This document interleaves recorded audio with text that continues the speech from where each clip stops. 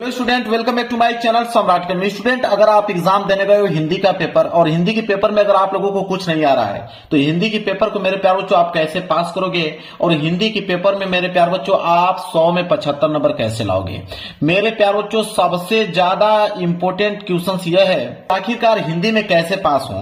मेरे प्यार बच्चों हर साल वीडियो बनाता हूं जिनकी तैयारी नहीं हो पाई है और एग्जाम देने वाले हैं तो मेरे प्यार बच्चों उनके पास इस वीडियो को आप किसी न किसी तरह उनके पास पहुंचा दीजिए क्योंकि मेरे इस वीडियो को देखने के बाद वो कभी भी हिंदी में फेल नहीं हो सकता है। कोई भी बच्चा अगर एक बार वीडियो अगर देख लेगा और हिंदी में उसको कुछ नहीं आता है तो हिंदी में कम से कम मेरे प्यारों वो 100 में कम से कम 70 या 75 नंबर स्कोर करके आने वाला है। हर साल वीडियो बनाता हूं, अगली साल भी वीडियो बनाया था। 2 मिलियन बच्चे ने प्यार दिया था। 2 मिलियन का मतलब 20 लाख बच्चे ने इस वीडियो को देख के गए थे कि हिंदी में कैसे पास हों। अब बहुत सारे बच्चों का कमेंट था कि नहीं सर जो आपने ट्रिक बताया था बिल्कुल सर उस ट्रिक की मदद से हम लोग बहुत अच्छा स्कोर करके आए हैं। तो मैं फिर इस बार आप लोगों को एक ऐसा ट्रिक बता रहा हूं हिंदी का कि मेरे प्यार बच्चों आप हिंदी में अगर फेल होते आ रहे हैं तो इस बार हिंदी में 100% आप पास हो जाओगे, इस बात का दावा करता हूं। 2026 का मेरे पास पेपर है, इस पेपर को मैं खुद सॉल्व करके दिखाने वाला हूं। मेरे पास सिर्फ एक पेपर है और बोर्ड एग्जाम की कॉपी है और मेरे पास सिर्फ 2 पेन है और इसी के 2 पेनों की मदद से मैं पूरा का पूरा इस पेपर को सॉल्व करके दिखा दूंगा बिना कुछ याद किए। तो जिनको हिंदी में तैयारी कुछ नहीं हो पाई है, जो कि हिंदी में 0% तैयारी किए हुए हैं, तो मेरे प्यारों को उनके पास इस वीडियो को जरूर शेयर कर देना, आपसे रिक्वेस्ट करता हूं ताकि वो हिंदी में पास हो पाए। देखिए मेरे प्यार बच्चों इसको मैं साइड करता हूं, कुछ चीजें आप लोगों को बताता हूं। देखिए हिंदी के पेपर में 2 कैटेगरी के प्रश्न बनते हैं। हिंदी की अगर हम बात करें तो हिंदी के पेपर में 2 कैटेगरी के प्रश्न बनते हैं। वो 2 कैटेगरी कौन कौन से हैं? देखिए एक होता है आपका सब्जेक्टिव, एक होता है आपका ऑब्जेक्टिव। एक आपका ऑब्जेक्टिव क्वेश्चन बनता है और एक बनता है आपका सब्जेक्टिव प्रश्न। ठीक है, अब ध्यान देने वाली बात यह है कि मैं दोनों का ट्रिक बताने वाला हूं, सब्जेक्टिव और ऑब्जेक्टिव दोनों का। ऑब्जेक्टिव क्वेश्चन का एक ऐसा ट्रिक आपको बताऊंगा जो 100% काम करेगा, 100% काम करेगा और आप अच्छा खासा ऑब्जेक्टिव में मेरे प्यारों को स्कोर कर पाओगे। अब ऑब्जेक्टिव का ट्रिक आप समझिए, ठीक है, मैं जेन्युइन ट्रिक आप लोगों को बताने वाला हूं। ठीक है, आप मेरे प्यार बच्चों इसको अप्लाई करके देख लीजिएगा, आपका मेरे प्यार बच्चों 90% ऑब्जेक्टिव क्वेश्चन बिल्कुल सही होकर आएंगे। देखिए पहला क्या कहता है ट्रिक, पहला ट्रिक ये कहता है कि देखिए ऑब्जेक्टिव क्वेश्चन में 4 ऑप्शन दिए होते हैं, ऑप्शन ए, ऑप्शन बी और ऑप्शन सी और ऑप्शन डी। 4 ऑप्शन होते हैं ऑब्जेक्टिव क्वेश्चन में। पहला देखिए अगर इन चारों ऑप्शनों में से कोई भी ऑप्शन अगर आपको ए और बी दिखा, कोई भी ऑप्शन अगर आपको ए और बी दिखा तो मेरे प्यार बच्चों उस पे ही आपको क्लिक करके आना है। इस बात को 100% मान लो, अगर चारों ऑप्शनों में से कोई भी ऑप्शन अगर आपको ए और बी दिखा तो आपको उस पे ही क्लिक करके आना है।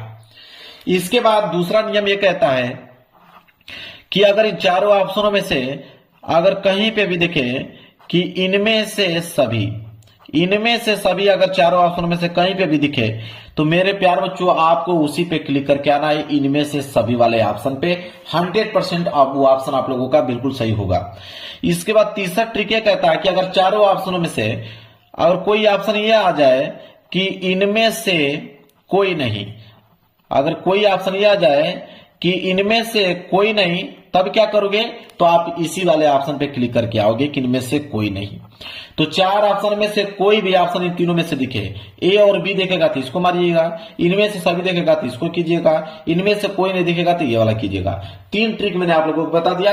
और चौथा ट्रिक जो कि सब में कॉमन होता है कि अगर चारों ऑप्शन अलग आए, चारों ऑप्शन अलग आए, अगर चारों ऑप्शन अलग आएगा तब क्या करेंगे? अगर मान लीजिए कि 4 ऑप्शन में से इन तीनों में से कोई ना दिया रहे, चारों के चारों आंसर जो है उसके अलग हो, तब कौन सा ऑप्शन क्लिक करके आएंगे? तो मेरे प्यार बच्चों आपको या तो ऑप्शन ए या तो ऑप्शन सी, या तो ऑप्शन ए या तो ऑप्शन सी पे क्लिक करके आपको आना है। 90% मेरे प्यार बच्चों गारंटी है कि इन्हीं ऑप्शन में से वो सही होगा, या तो ऑप्शन ए या तो ऑप्शन सी। अगर ये तीनों दिया होगा तो इसको मार लीजिएगा, चारों ऑप्शन अलग होंगे, या तो ए पे क्लिक कीजिएगा या तो सी पे क्लिक कीजिएगा। 90% ऑब्जेक्टिव क्वेश्चन आपके यहां से क्या हो जाएंगे मेरे प्यारों से, बिल्कुल सही हो जाएंगे। अब हम बात करते हैं यहाँ पे सब्जेक्टिव प्रश्न को लेकर। देखिए सब्जेक्टिव प्रश्न आप लोगों का यहां से स्टार्ट हो रहा है, खंड ब वर्णात्मक प्रश्न है। अब इसको मेरे प्यारों से कैसे लिखोगे कि एग्जामिनर एक नंबर न कर पाए, ऑब्जेक्टिव क्वेश्चन का मैंने ट्रिक बता दिया है। अब ये खंड ब वर्णात्मक प्रश्न है। देखिए ध्यान दीजिए, सबसे पहले क्या करोगे, सबसे पहले ऊपर आप यहां पे हेडिंग बनाओगे कि खंड ब, यहां पे हेडिंग आप बनाओगे खंड ब, सिंगल इनवर्टेड कॉमा के अंदर इसको क्लोज करोगे और स्केल लिए रहोगे और स्केल की सहायता से आप करोगे मेरे प्यारों चो अंडरलाइन। जो बता रहा हूं मेरे प्यारों चो कुछ भी याद करने के लिए नहीं बोलूंगा, पूरा का पूरा हिंदी पास करके दिखा दूंगा। खंड ब आपने डाल दिया, एक लाइन का आप गैप छोड़िए, इसके बाद डालिए वर्णात्मक प्रश्न। ठीक है, वर्णात्मक प्रश्न था तो आप डालेंगे वर्णात्मक प्रश्न, वर्णात्मक प्रश्न। जितना हो सके अपनी राइटिंग जो है बेहद अच्छा करके लिखिएगा। वर्णात्मक प्रश्न लिखने के बाद इसके नीचे भी आपको क्या करना है, अंडरलाइनिंग कर देना है। तो खंड ब वर्णात्मक प्रश्न कर दिया आपने। इसके बाद देखिए प्रश्न आप स्टार्ट कीजिए हल करना। तो 21वां प्रश्न है, तो आप डालोगे प्रश्न उत्तर संख्या 21, एक लाइन का गैप छोड़ोगे, डालोगे प्रश्न उत्तर संख्या 21, प्रश्न उत्तर संख्या 21 यहां पे डालोगे। हेडिंग बिल्कुल क्लीन आपको डालना है ताकि एग्जामिनर पढ़े तो उसको स्पष्ट दिखे। तो प्रश्न उत्तर संख्या 21 आप कर रहे हो तो उसको करने के बाद स्केल की सहायता से आप कर दीजिए नीचे अंडरलाइनिंग। ये भी हो गया। चलिए अब कह रहा है प्रश्न उत्तर संख्या 21 कि निम्नलिखित गद्यांश पर आधारित दिए गए प्रश्नों को उत्तर दीजिए। 6 नंबर का गद्यांश है, कह रहा है कि या तो क वाला कीजिए और क वाला नहीं करना चाहते हो तो आपको पीछे यहाँ पे अथवा करके दिया हुआ है मेरे प्यार बच्चों ख वाला। तो या तो क वाला कीजिए या तो ख वाला कीजिए, दोनों में से कोई एक करना है। गद्यांश है, अब गद्यांश आपको नहीं आ रहा है, बिल्कुल भी एक प्रश्न नहीं आ रहा, 0% आपको मेरे प्यारों चो आ रहा है गद्यांश। तो आप कैसे करोगे कि आपको पूरा का पूरा नंबर एग्जामिनर दे देगा। मान लीजिए कि आप अथवा वाला करने वाले हो, ये अथवा वाला करने वाले हो तो प्रश्न उत्तर संख्या 21 आप अथवा करने वाले हो तो यहां पे लिख दोगे अथवा, ताकि एग्जामिनर को मालूम चल पाए कि हाँ आपने कौन किया है, अथवा वाला किया है। तो यहाँ पे लिखेंगे अथवा, स्केल की सहायता से यहाँ पे अंडरलाइनिंग कर दीजिएगा। अब देखिए प्रश्न उत्तर संख्या 21 का अथवा करने वाले हो। अब यहाँ पे ख दिया है तो आप यहाँ पे डालिएगा ख। ख डालने के बाद यहाँ पे सबसे पहले आपको संकेत डालना है। संकेत यहाँ पे आपको लिखना पड़ेगा संकेत। अब संकेत क्या होता है वो समझिए, संकेत लिखना बेहद जरूरी है। संकेत लिखने के बाद इसके नीचे अंडरलाइनिंग कर दीजिएगा। संकेत कैसे लिखा जाता है उसको समझिए। संकेत का मतलब यह होता है कि शुरू के कुछ लाइन आप लिख लीजिए, जिससे मैं ब्राह्मणी हूं, इसके बाद लास्ट लाइन तब। ठीक है, तो कैसे लिखोगे कि मैं, यहां पर लिखोगे कि मैं ब्राह्मणी हूं, मैं ब्राह्मणी हूं, इसके बाद डॉट डॉट डॉट डॉट करते जाओगे और लास्ट की लाइन क्या था, तब लिखोगे यहां पे तब, इसके बाद क्वेश्चन मार्क लगा दोगे। ये हो गया आप लोगों का संकेत। इतना तो काम कर लोगे ना, मैंने कुछ याद करने के लिए बोला, बिल्कुल नहीं बोला, इतना काम आप लोग कर लोगे। इसके बाद यहां पे 3 प्रश्न दिए गए हैं, पहला दूसरा तीसरा, तीनों प्रश्न हमें करना है। 2-2 नंबर के हिसाब से हमें 6 नंबर मिलेगा। अब कैसे करोगे देखिए, पहला प्रश्न है कि उपयुक्त पद्यांश के पाठ और लेखक का नाम लिखिए। अब यहां पे आप डालोगे पहला, बोला है कि पाठ का नाम और लेखक का नाम, तो पहली हेडिंग क्या रहेगी आपका, पाठ का नाम, यहां लिखोगे पाठ का नाम। इसके बाद दूसरी हेडिंग रहेगी नीचे लेखक का नाम, लेखक का नाम। क्लियर है। चलिए अब मेरे प्यारों से सवाल यह है कि ना तो पाठ का नाम मालूम है न तो आप लोगों को लेखक का नाम मालूम है। जो कुछ भी पढ़ाई नहीं किया तो उसको कैसे मालूम चलेगा कि वो किस चैप्टर से लिया गया, इसके लेखक कौन है, मालूम तो है नहीं।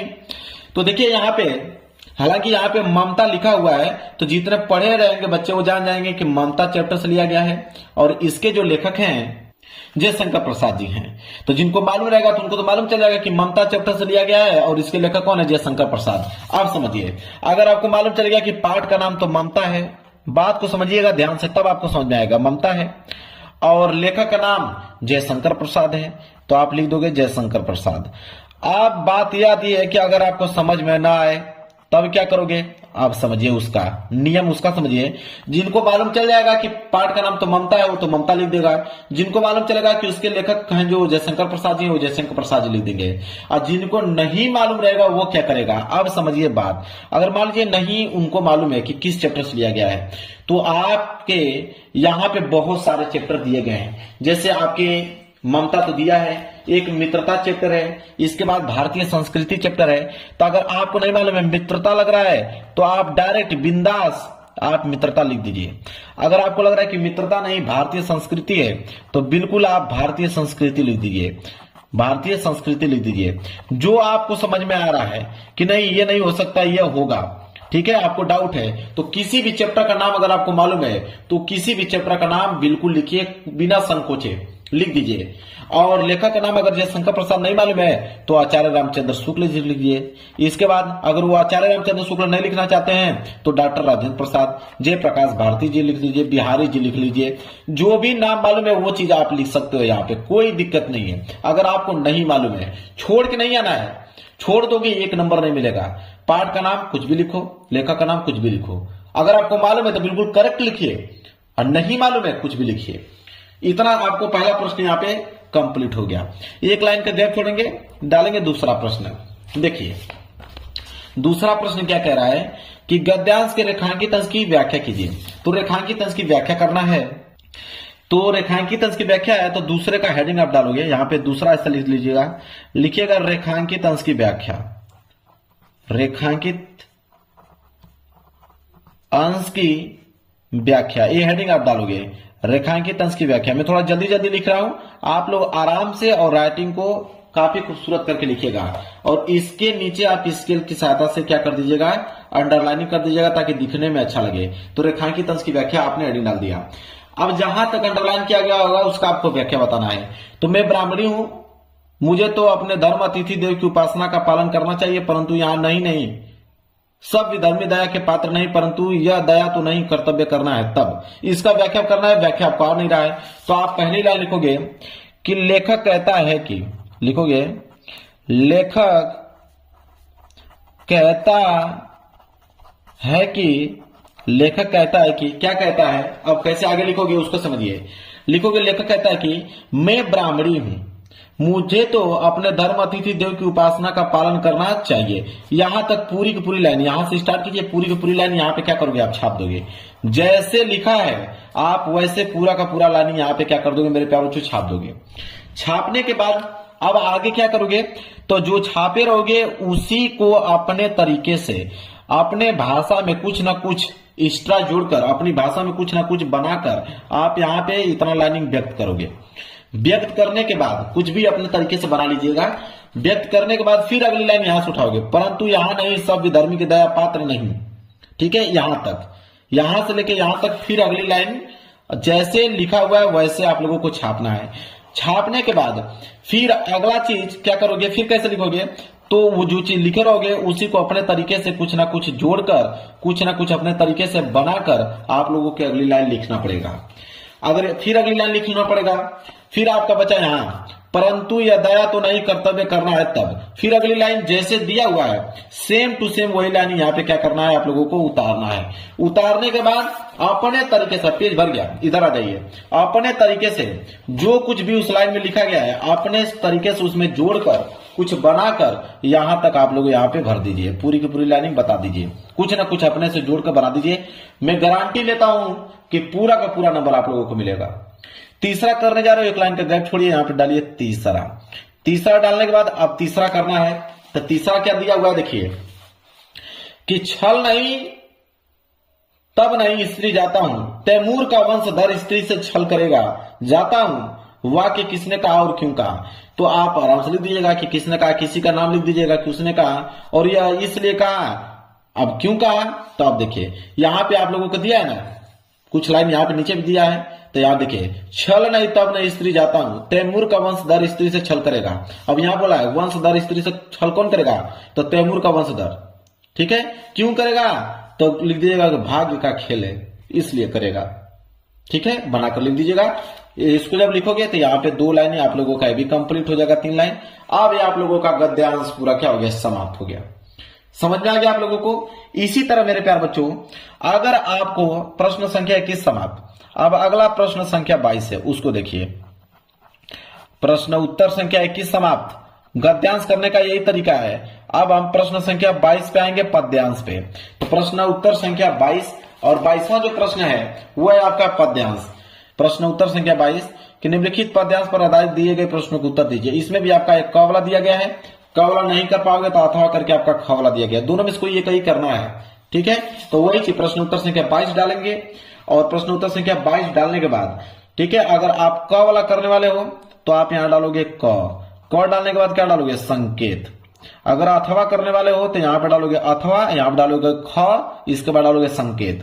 तो आप क करने वाले हो तो क डालने के बाद यहां पे डालेंगे संकेत। संकेत लिखने का तरीका मैंने बता ही दिया आप लोगों को कि शुरू के कुछ लाइन उठा लो, जैसे सहेवार पर उठा लीजिए, फिर डॉट डॉट डॉट करते करते ज्वालासी।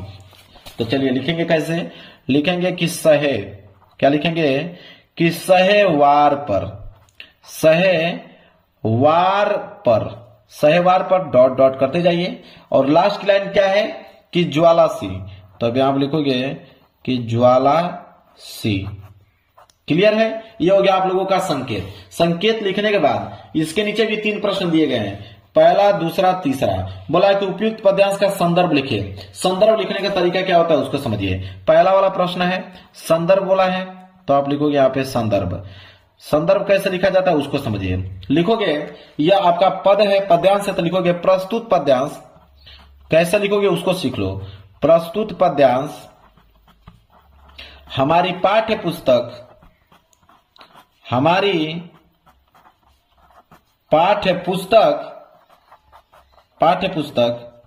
हिंदी के, अब हिंदी लिखने जा रहे हो तो हिंदी को ब्लैक पेन से आप लिखो, ब्लैक पेन से आप लोगों को हिंदी को लिखना है और सिंगल यूनिट का मंत्र उसको क्लोज कर देना है।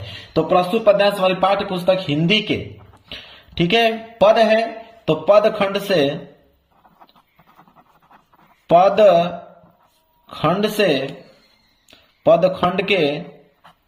के लिखिएगा, पदखंड के। अब चैप्टर का नाम लिखना है कि पदखंड के इस चैप्टर से लिया गया, इस पाठ से लिया गया है।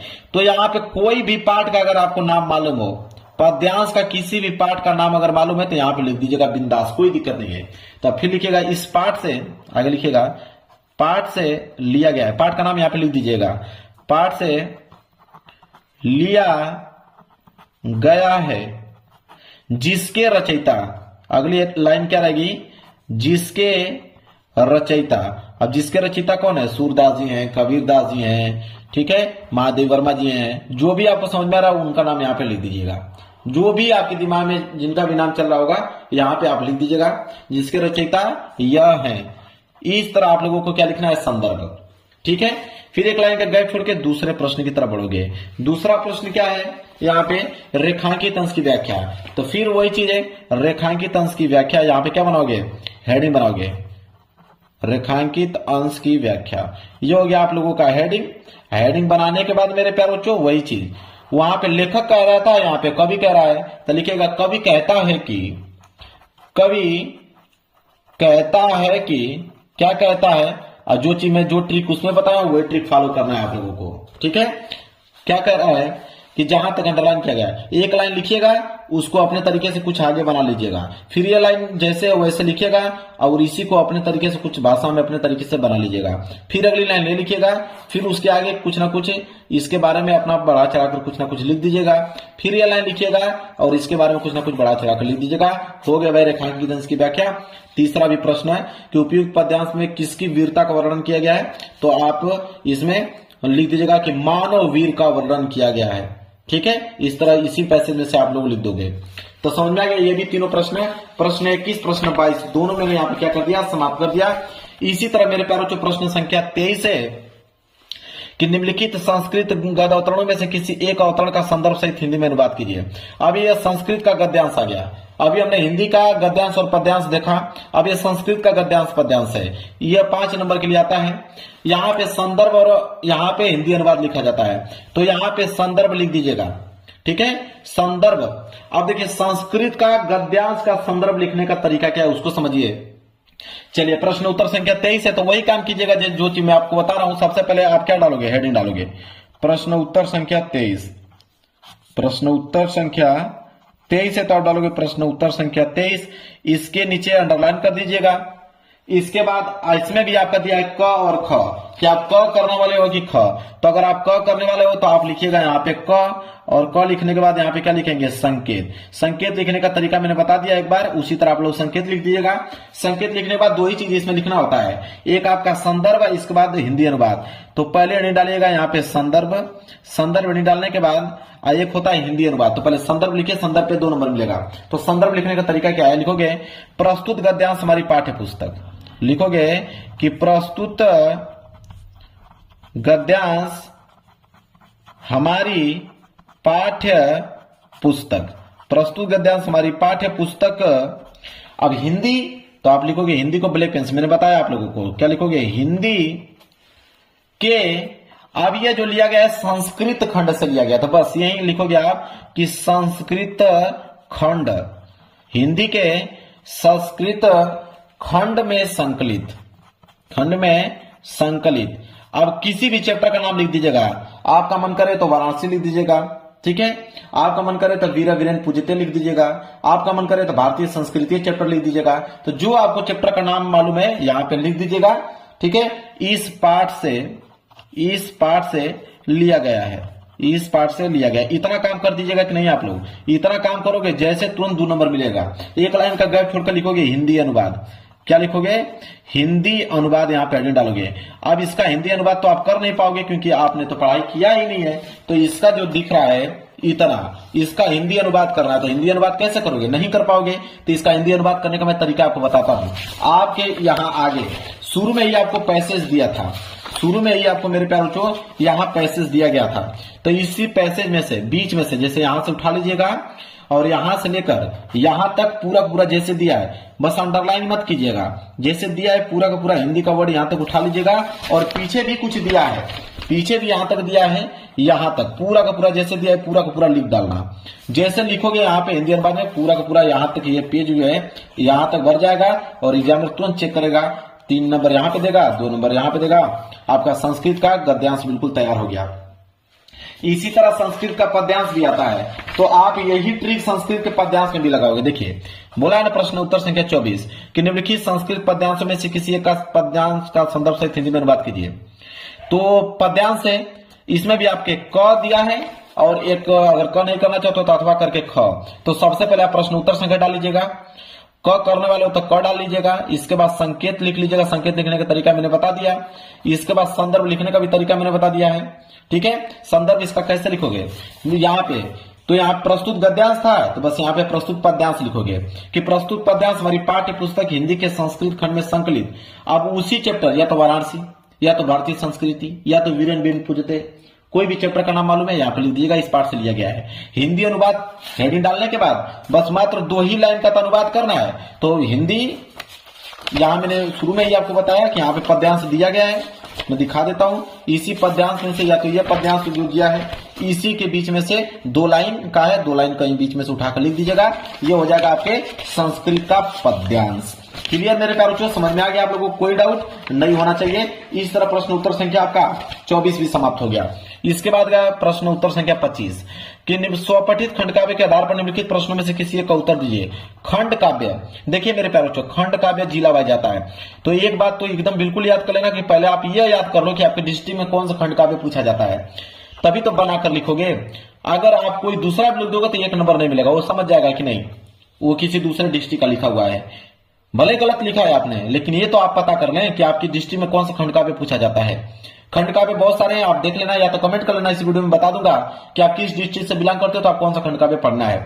मुक्ति दूत दिया है, ज्योति जवाहर, अग्र पूजा, मेवाड़ मुकुट, इतने सारे हैं मेरे प्यारे बच्चों, इतने सारे दिए गए हैं। यहाँ पे जय सुभाष, मातृभूमि, कर्ण, करमवीर, यहाँ पे तुमुल, इतने सारे हैं, लेकिन इसमें से कोई एक ही करना है जो आपके जिला में पूछा जाता है। इसके बाद प्रश्न उत्तर संख्या 26 कि निम्नलिखित लेखकों में से किसी एक का जीवन परिचय देते हुए उनके प्रमुख रचना का उल्लेख कीजिए। अब मेरे प्यारे जो लेखक का जीवन परिचय, या तो जयशंकर प्रसाद को उठाइए, या तो भगवत स्वामी उपाध्याय का, या तो आचार्य रामचंद्र शुक्ल का, किसी का भी मेरे प्यारे बच्चों यहाँ पे आप जीवन परिचय उठा लीजिए, कोई दिक्कत नहीं है। नहीं मालूम है तो आप कैसे लिखोगे उसको समझिए।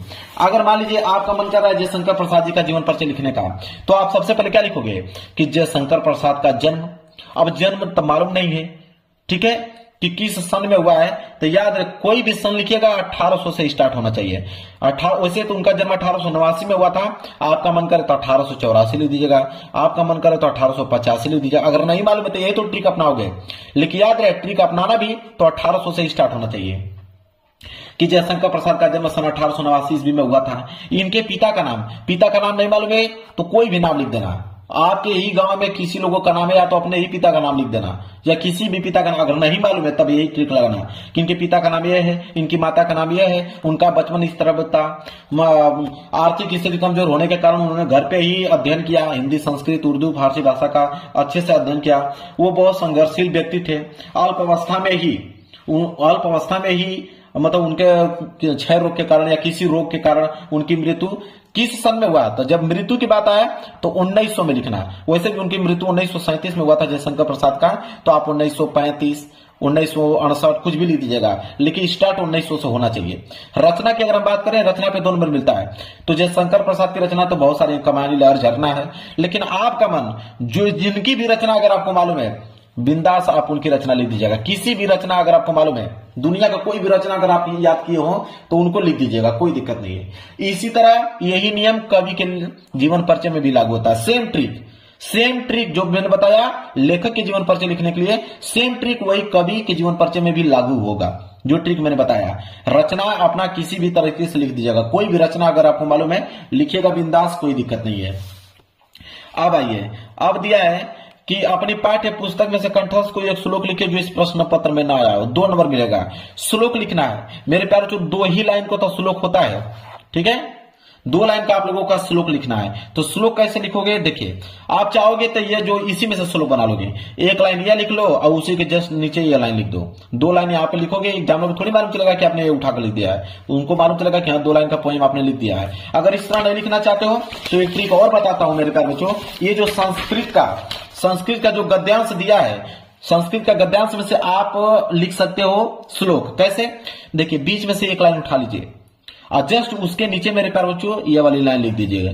आप एग्जामिनर को समझ में आएगा ही नहीं कि आपने क्या लिखा है। इसके नीचे जस्ट ये वाली लाइन लिखोगे, 2 लाइन का श्लोक बन के हो गया मेरे प्यारे बच्चों, बिल्कुल क्लियर, बिल्कुल तैयार। अभी तक मैं कुछ भी याद करने के लिए नहीं बोला हूं आप लोगों को, ऐसे ही सारा ट्रिक मैंने आप लोगों को बता दिया। अगला है आप लोगों का कि निम्नलिखित विषयों में से किसी एक विषय पर निबंध लिखिए। निबंध लिखने के लिए आ गया निबंध, या तो यहाँ पे 5 ऑप्शन दिया, किसी विषय पर निबंध लिखियो, कोई फर्क नहीं पड़ता है। निबंध में 2 चीजें याद रखना, पहली हेडिंग प्रस्तावना। पहली हेडिंग क्या होनी चाहिए, प्रस्तावना, और बिल्कुल करेक्ट। बिल्कुल करेक्ट का मतलब कि प्रस्तावना हेडिंग बनाकर आप जैसे जीवन में विज्ञान का क्या महत्व है तो उसके बारे में लिख दीजिए। और लास्ट हेडिंग उपसंहार, लास्ट हेडिंग आप उपसंहार आप बनाकर लिख दीजिए। बाकी आप बीच में कम से कम 4 या 5 हेडिंग होनी चाहिए। आप कोई भी हेडिंग बनाते जाइए, लिखते जाइए, कोई भी हेडिंग बनाते जाइए, लिखते जाइए, कोई दिक्कत नहीं। एग्जामिनर 2 हेडिंग चेक करेगा, एक प्रस्तावना, एक उपसंहार, बाकी आप नंबर दे देगा उसी पे। इसके बाद आएगा पत्र लेखन। बोला है कि वाद विवाद प्रतियोगिता में पहली बार भाग लेने पर पुरस्कार पाने का अनुभव बताते हुए अपने मित्र का एक पत्र लिखिए।